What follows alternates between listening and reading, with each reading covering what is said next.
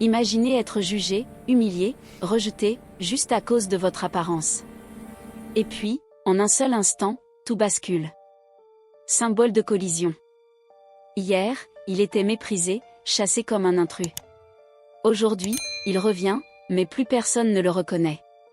Costume impeccable, regard assuré, autorité naturelle. Et ce qu'il va faire va bouleverser une concession entière. C'est l'histoire d'une revanche silencieuse, d'un respect réclamé, et d'une leçon que personne n'oubliera. Préparez-vous à découvrir comment un homme a transformé l'humiliation en puissance, et repris ce qui lui appartenait. Index revers pointant vers la droite, blanc resté jusqu'à la fin pour vivre ce moment où le pouvoir change de main et où le respect se gagne enfin. Il fut expulsé brutalement de la concession, traité avec mépris et humilié publiquement, comme s'il n'était rien.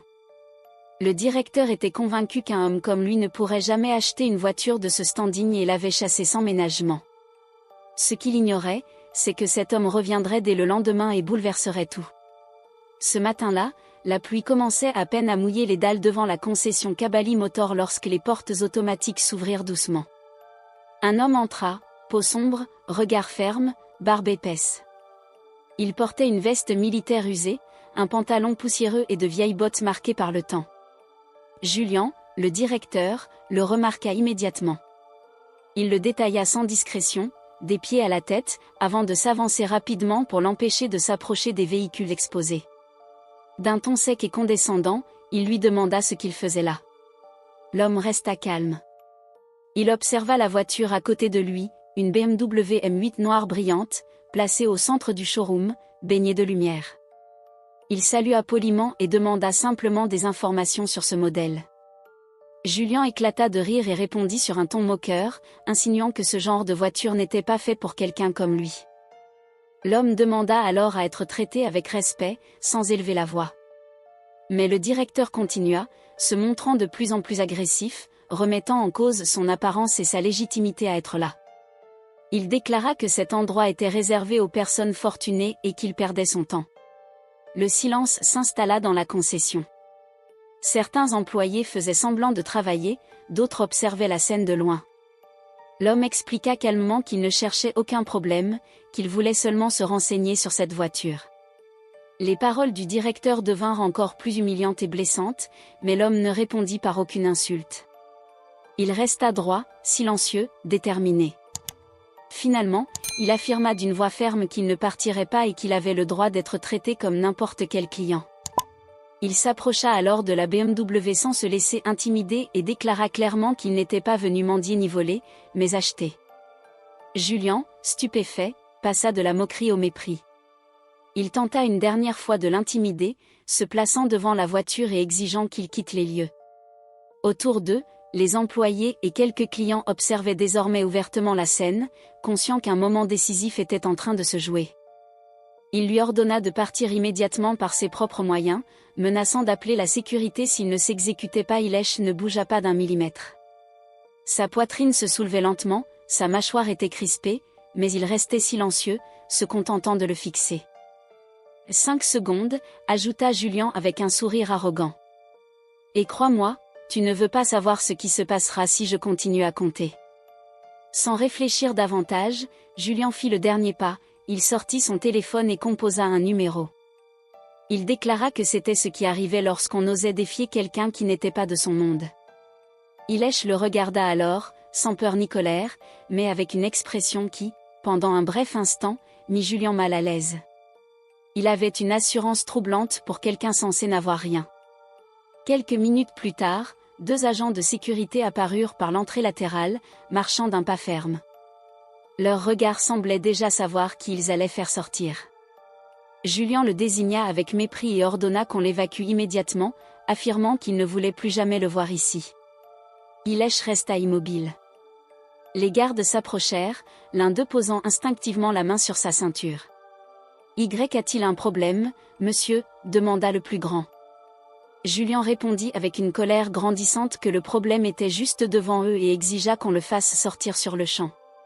Rodrigo lâcha un rire nerveux depuis le fond de la salle, tandis que Monica faisait semblant de téléphoner, sans quitter la scène des yeux, comme si elle assistait à un spectacle. Ilech baissa le regard une seconde, inspira profondément, puis releva la tête et parla calmement, on allait donc le toucher simplement parce qu'il avait demandé des informations sur un véhicule. Le garde le plus jeune hésita et regarda Julian, qui, lui, ne doutait pas une seule seconde. Il ordonna de l'emmener immédiatement, affirmant qu'il n'avait rien à faire ici. Les agents s'approchèrent davantage. Hilesh leva alors une main, sans agressivité, mais avec fermeté. Il déclara qu'il ne résisterait pas, tout en prévenant que chaque mot prononcé devant les employés et les clients serait retenu. Julian répondit avec sarcasme, se moquant ouvertement. Hilesh ne répondit pas et se laissa escorter jusqu'à la sortie, sans jamais baisser la tête. Un silence pesant envahit la concession. Après son départ, Julian ordonna que les caméras soient vérifiées et que l'on s'assure qu'il n'avait rien touché ni emporté. Puis chacun reprit sa routine, sans imaginer ce qui allait suivre. Le lendemain matin, à l'ouverture, les portes vitrées s'ouvrirent de nouveau. L'homme humilié la veille entra, mais cette fois, il était méconnaissable. Il portait un costume italien gris foncé parfaitement ajusté, une montre de luxe authentique au poignet, les cheveux soigneusement coiffés et une mallette en cuir à la main. Son allure dégageait une autorité indéniable. Des sons. Entré, la tension revint s'installer dans l'air. Monica le regarda, intriguée. Rodrigo dissimula mal sa méfiance. Julian, depuis son bureau vitré, fronça les sourcils en murmurant un commentaire méprisant. Personne ne le reconnut. L'homme d'aujourd'hui n'avait plus rien à voir avec celui de la veille.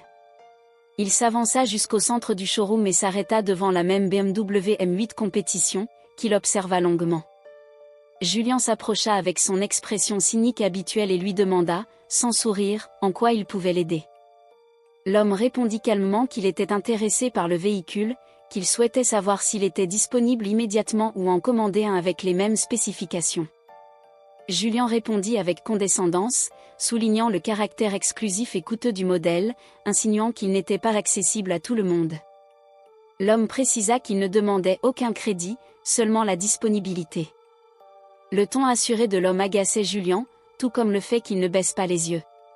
Il lui demanda s'il avait un représentant ou un intermédiaire autorisé pour parler à sa place. L'homme répondit simplement qu'il se présentait lui-même.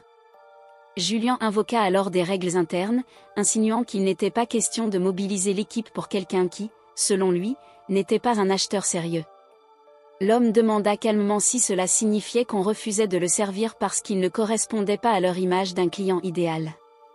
Julian répondit sans détour qu'il ne comptait pas perdre son temps. Rodrigo esquissa un sourire en arrière-plan. Monica continuait de faire semblant de travailler, tout en observant attentivement la scène. Quelques clients, témoins de l'échange, commencèrent à se tourner vers eux, sentant que quelque chose d'important était en train de se jouer. Discrètement, Ish se contenta d'acquiescer.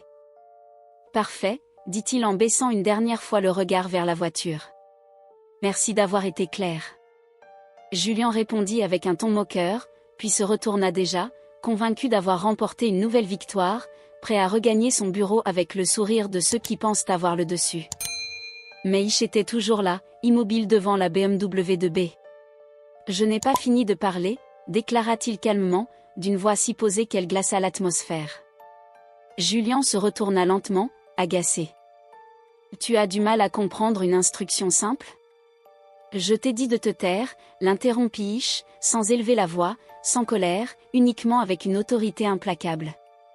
Le showroom se figea instantanément. Julian le fixa, incrédule, la bouche entr'ouverte. « Qu'est-ce que tu viens de dire ?» Ish ne répondit pas par des mots. Il fit glisser la mallette qu'il portait, l'ouvrit calmement et en sortit une épaisse enveloppe. À l'intérieur, un document officiel, signé et certifié par un cabinet d'avocats. Il le tendit à Julian. « Voilà ta réponse. » Julian s'en empara nerveusement. Ses yeux parcoururent la première page, puis s'arrêtèrent net. Il fronça les sourcils, relut, encore et encore. Le silence devint insoutenable. « Ça n'a aucun sens, » balbutia-t-il. « Si, » répondit Ish. « À partir de ce matin, je suis le nouveau propriétaire majoritaire de la concession Kabali Motor. Ce site, les 3 autres de la ville, et tout ce qu'ils contiennent. » La feuille tremblait dans la main de Julian. Son visage devint livide.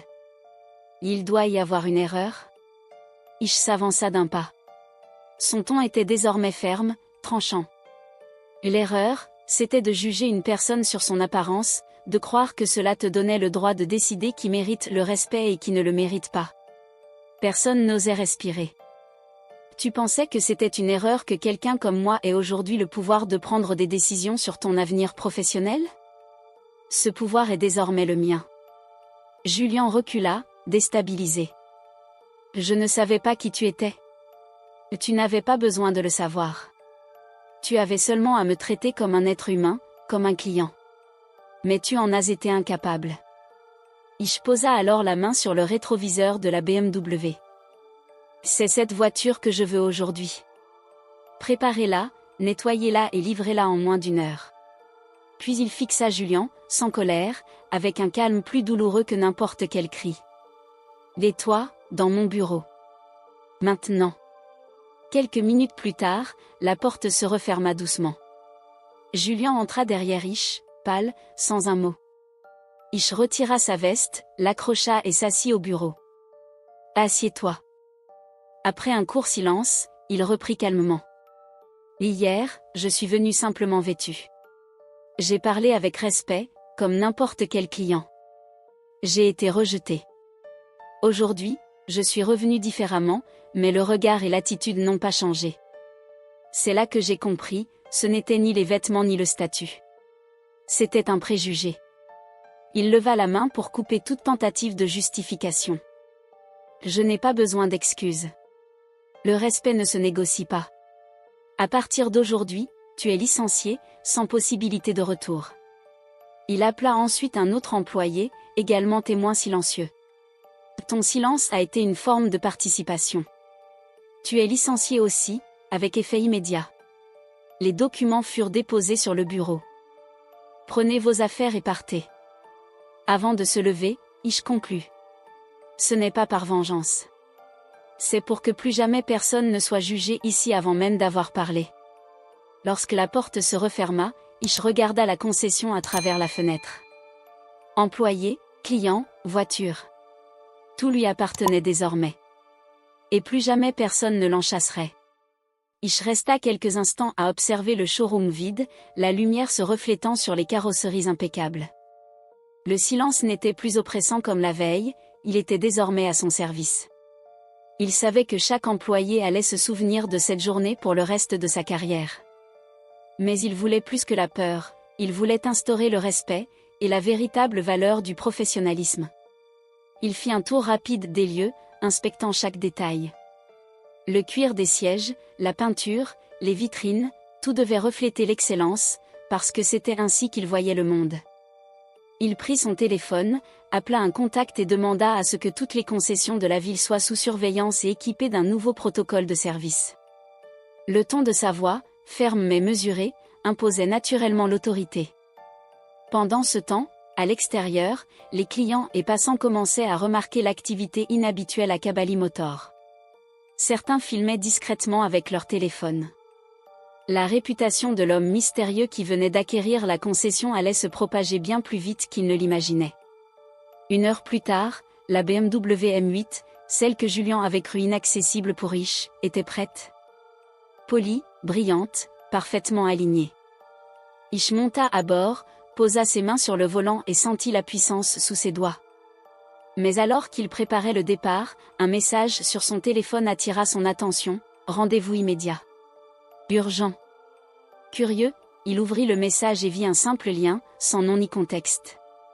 La vidéo montrait un entrepôt abandonné en périphérie de la ville. À l'intérieur, plusieurs personnes masquées discutaient d'un plan dont ils n'entendaient que des bribes. La situation à Kabali Motor, il faut agir, il ne doit pas continuer ainsi. Ish fronça les sourcils. Une nouvelle menace venait d'apparaître, mais au lieu de paniquer, il sourit légèrement. La situation ne l'effrayait plus. Hier, il avait été humilié, hier, il avait été rejeté. Aujourd'hui, il avait le pouvoir et le contrôle. Et il savait qu'avec le bon esprit, aucune menace ne pourrait le détourner. De retour dans le showroom, il convoqua une réunion avec tous les employés. Ceux qui avaient été témoins de la scène avec Julian étaient déjà tendus. Mais Ish ne voulait pas de peur paralysante, il voulait de la loyauté et du respect mutuel. Aujourd'hui, dit-il, en balayant la salle du regard, vous allez apprendre ce que signifie servir avec intégrité. Aucun jugement basé sur l'apparence, le statut ou la richesse ne sera toléré. Nous n'avons pas besoin de supériorité affichée ici. Nous avons besoin de compétences, de respect et d'honnêteté. Il s'approcha de l'un des conseillers, Rodrigo, qui esquissait encore un sourire nerveux. Rodrigo, tu as été témoin hier. Raconte-moi exactement ce que tu as vu. Pas d'exagération, pas de mensonge.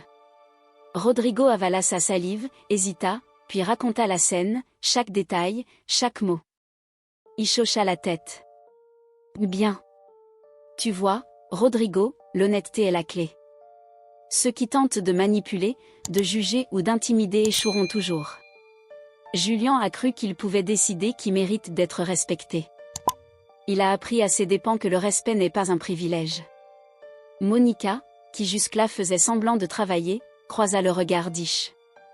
Elle sentit une nouvelle énergie, un charisme imposant. Vous aussi, Monica, dit-il calmement, vous avez vu le traitement réservé hier. Maintenant, vous avez le choix, être spectatrice ou participer activement à la création d'un environnement juste et performant. Le silence envahit la salle. Personne ne bougeait, chacun était captivé par la présence magnétique d'Ish. Soudain, un téléphone sonna. Ish le regarda. C'était un appel inconnu. Il décrocha. Ish, dit une voix masquée et tremblante, nous savons ce que vous avez fait hier. Et nous savons ce que vous êtes capable de faire, mais ce n'est pas fini. Ish posa le téléphone. Un sourire énigmatique se dessina sur son visage. Merci pour l'avertissement, répondit-il calmement. Vous verrez bientôt que sous-estimer quelqu'un à cause de son apparence est la plus grande erreur que l'on puisse faire. Il raccrocha et se tourna vers la concession. Le soleil commençait à percer à travers les nuages, faisant briller la carrosserie des voitures. L'air semblait plus léger, plus pur. Ish savait que le vrai défi venait de commencer, il ne s'agissait plus seulement de respect ou de pouvoir dans une concession. Il s'agissait de montrer, à tous ceux qui osaient juger, que la patience, la détermination et le calme pouvaient renverser n'importe quel obstacle. Alors qu'il prenait place au volant de sa BMW, prêt à sortir, il sentit un frisson d'excitation. La ville entière allait bientôt découvrir que derrière ce visage, ce calme et cette assurance, se cachait quelqu'un capable de changer le destin de ceux qui l'entouraient. Et dans les rues, des regards se tournèrent, des rumeurs commencèrent à circuler. Kabali Motor n'était plus seulement une concession. C'était le théâtre d'une leçon sur la valeur humaine, la persévérance et le vrai pouvoir. Et Ish était désormais l'auteur de cette leçon. Le moteur rugit. Il mit la voiture en marche, mais avant de quitter le parking, il se retourna. Le regard sur le showroom, sur les employés, il murmura à peine. Vous n'avez encore rien vu. Le spectacle venait seulement de commencer. Ish quitta le parking de Kabali Motor, la BMW M8 rugissant sous ses doigts. Chaque virage semblait annoncer un changement dans la ville, quelque chose de nouveau, d'imprévisible. Il savait que ses actions de la veille et d'aujourd'hui avaient fait parler de lui, et que certains concurrents allaient tenter de reprendre ce qu'il avait acquis. Mais il n'avait pas peur. Jamais. Quelques kilomètres plus loin, il s'arrêta devant un petit café discret. À l'intérieur, 2 hommes attendaient. Leurs visages étaient masqués par des lunettes et des chapeaux, mais leur posture traduisait un mélange de respect et d'appréhension. « Vous êtes Ish » demanda l'un d'eux, la voix tremblante. « Oui » répondit-il calmement, « prenez place. Mais sachez une chose, je n'aime pas perdre mon temps. » Les hommes échangèrent un regard et s'assirent. L'un sortit un dossier, qu'il posa devant Ish. « Nous représentons un groupe qui souhaite acquérir Kabali Motor. Nous savons que vous venez de prendre le contrôle, mais certains de nos partenaires refusent d'accepter cela. » Ish feuilleta le dossier sans hâte. Chaque document, chaque signature, chaque clause légale ne lui inspirait que de la curiosité. « Je vois, dit-il enfin. Vous voulez que je renonce à ce qui m'appartient maintenant. » Exactement, murmura l'autre, hésitant. Ish posa le dossier et releva les yeux. Son regard était glacial, mais posé. Laissez-moi vous expliquer une chose, Kabali Motor n'a jamais été à vendre pour des gens comme vous.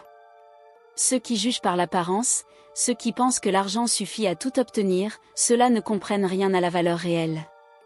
Il se leva et fit quelques pas dans le café, son manteau flottant légèrement derrière lui.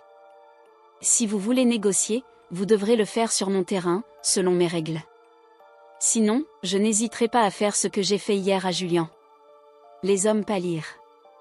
L'un d'eux tenta de parler, mais Ish l'interrompit calmement. Silence.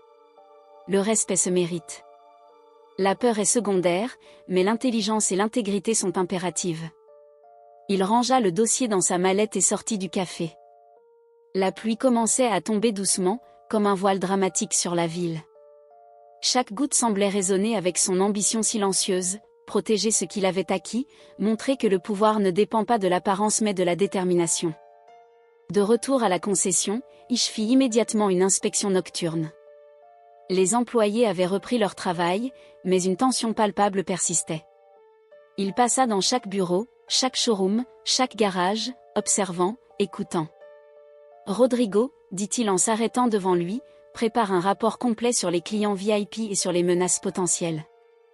Je veux savoir exactement qui tente quoi. Rodrigo hocha la tête, impressionné par la rigueur d'Ish. Monica, tu vas revoir la stratégie de communication.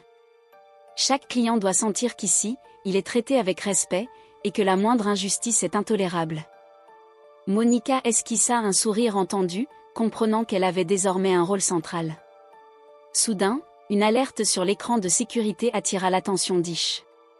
Un véhicule suspect venait de s'arrêter près de l'entrée arrière. Sans hésiter, il se dirigea vers la sortie et observa. 2 hommes en noir s'approchaient, visiblement préparés à un acte d'intimidation. Ish ne bougea pas. Il resta immobile, la main légèrement posée sur la portière de sa BMW, ses yeux ne quittant pas leur mouvement. Les hommes échangèrent un regard, confus par la confiance absolue de Ish, reculèrent instinctivement. « Vous voulez quelque chose ?» demanda-t-il calmement, la voix basse mais tranchante. Aucun mot ne sortit. L'un tenta un geste pour approcher, mais Ish fit un pas en avant. La pluie ruisselait sur son visage, son manteau flottant derrière lui, et dans ce silence, il imposa sa présence. Les hommes reculèrent et s'éloignèrent, effacés par sa simple détermination. Le lendemain matin, les rumeurs circulaient déjà, l'homme qui a renversé Kabali Motor, le nouveau patron qui ne cède jamais, celui que personne ne peut intimider. Les clients arrivaient en masse, certains par curiosité, d'autres par respect. La réputation de Ish se propageait à une vitesse folle. Mais Ish savait que ce n'était que le début. Derrière chaque sourire d'admiration se cachaient des concurrents jaloux, des ennemis en attente, et des défis qu'il n'avait pas encore vus. Il s'assit derrière son bureau, posa la main sur la BMW de la veille exposée dans le showroom et murmura. Ils vont apprendre que sous-estimer quelqu'un à cause de son apparence est la plus grande erreur de leur vie. Et quelque part dans l'ombre, un nouveau plan se préparait contre lui, mais Ish, immobile, calme, prêt à tout, sourit légèrement. Le véritable pouvoir ne se montre pas par la violence, il se démontre par la maîtrise, la patience et la détermination. Le spectacle venait seulement de commencer.